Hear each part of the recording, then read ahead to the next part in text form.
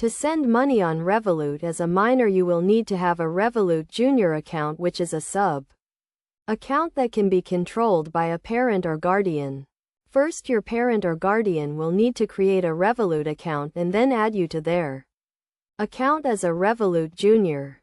Once your parent or guardian has added you, they will need to order a card for you, which will be sent to their address. When you receive the card, you will need to activate it in the Revolut app. To do this, you will need to log in to the app with the login details that your parent or guardian has set up for you. Once you are logged in, you will need to go to the cards section of the app and select the card that you want to activate. You will then need to enter the card details and confirm that you want to activate the card. Once your card is activated, you can start sending money.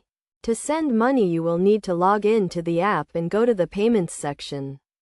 You will then need to select the person you want to send money to or enter their details manually. You will then need to enter the amount of money you want to send and select the currency.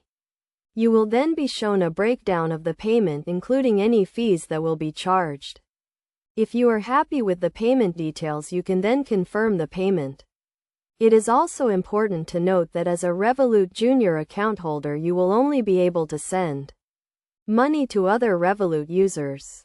If you want to send money to someone who does not have a Revolut account, you will need to use a different payment method. It is also worth noting that your parent or guardian will be able to see all of your transactions and will be able to control the amount of money that you can send.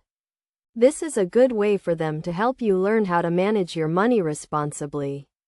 Overall, sending money on Revolut as a minor is a straightforward process that can be completed in a few simple steps. It is a good way for young people to learn how to manage their money and make payments in a safe and secure way.